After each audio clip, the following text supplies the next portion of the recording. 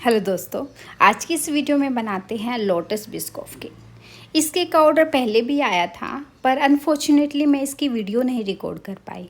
और अब जब इस केक का ऑर्डर मुझे आया तो मैंने पहले ही सोच लिया था कि इसकी डिटेल वीडियो मैं आपके साथ शेयर करूँगी।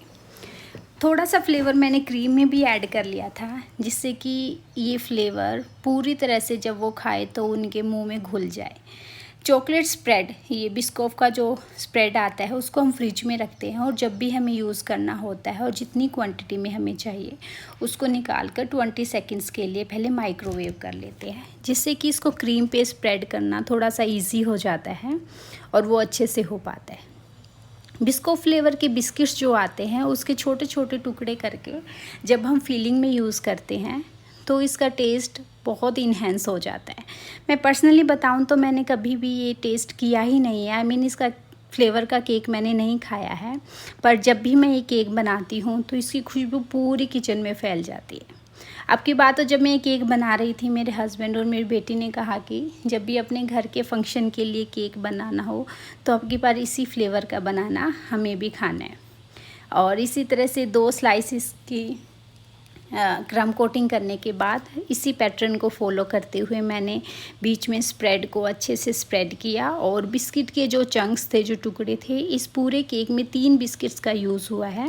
मैंने उनको अच्छे से करके और बीच में फिलिंग दे दी थी, और मुझे ऐसे लग रहा था कि जब ये केक खाए तो पूरी तरह से इसका टेस्ट उनके मुँह में जाए। फिर इस तरह से 3rd स्लाइस जो केक की थी उसको सेट किया, और इसके साथ पानी के साथ इसको सोक किया। पानी में भी मैंने थोड़े सा फ्लेवर को ऐड कर लिया था। और जो हम ऊपर की अपर लेयर में क्रीम यूज़ करते हैं और मिडल में जो स्लाइसिस में क्रीम यूज़ करते हैं उसमें ऊपर वाली थोड़ी कम होती है, क्योंकि सिर्फ हमें क्रम कोटिंग करनी है, बहुत ज़्यादा उसको क्रीम के साथ लगाना नहीं है। तो थोड़ी क्रीम में भी हम लगाएंगे तो इसकी कोटिंग अच्छे से हो जाएगी। और स्क्रैपर का यूज़ हम इसलिए करते हैं किसी भी केक में कि इसके अंदर जो भी होल्स होते हैं, छोटे छोटे, थोड़ी थोड़ी भी जगह हो तो वो क्रीम से अच्छे से फिल हो जाए।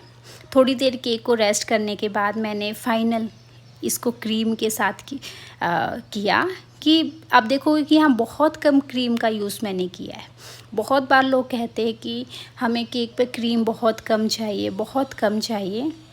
देखो क्या होता है कि जितनी केक को रिक्वायर्ड क्रीम होती है उतनी तो हमें यूज़ करनी पड़ती है। जैसे कि मैंने लाइव क्लास में भी बताया था कि जब भी स्पॉन्ज जो हमारा होता है वो मैदे से बना होता है, और वो जब भी पानी के कांटेक्ट में आता है तो फूल जाता है। और ऐसा ही केक के साथ होता है। जो हम केक की स्लाइसेस को पानी से सोक करते हैं तो थोड़ी देर के बाद वो फूल जाते हैं, और अगर हम उसमें इतनी क्रीम नहीं लगाएंगे जितनी रिक्वायर्ड है तो वो जब फूलेगा तो केक के अंदर क्रैक्स आ जाएंगे और केक देखने में अच्छा नहीं लगेगा और हमें लगेगा कि केक बासी है। इसलिए जितनी ज़रूरत होती है सिर्फ उतनी ही क्रीम हम यूज़ करते हैं। ये जो अभी स्प्रेड बच गया था उसको 10 सेकेंड्स के लिए फिर से माइक्रोवेव करके मैंने इस तरह से इसकी ड्रिपिंग की है। आपका जो दिल करे वो डिज़ाइन आप इसके ऊपर बना सकते हैं, और बिल्कुल आसान है। जैसे हम गनाश के साथ किसी भी केक को बनाते हैं बिल्कुल वैसा ही हमें करना है, और पैलेट नाइफ की हेल्प से इसको धीरे धीरे स्मूथ करते हुए स्वर्ल पैटर्न में इसको बनाते हुए इस केक को कंप्लीट करिए। ये केक बहुत ही इजी है, खाने में बहुत अच्छा है, आप जिसको भी दोगे उनको बहुत पसंद आएगा।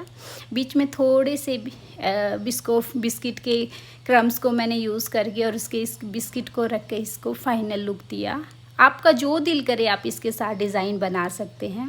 ये केक थोड़ा सा कस्टमाइज़ था, बट उनको केक के साथ बिल्कुल भी कुछ नहीं चाहिए था, तो जो कस्टमाइजेशन चाहिए थे मैंने टॉपर्स के साथ थोड़ा सा बना के और केक बोर्ड पे ही उनको रख दिया।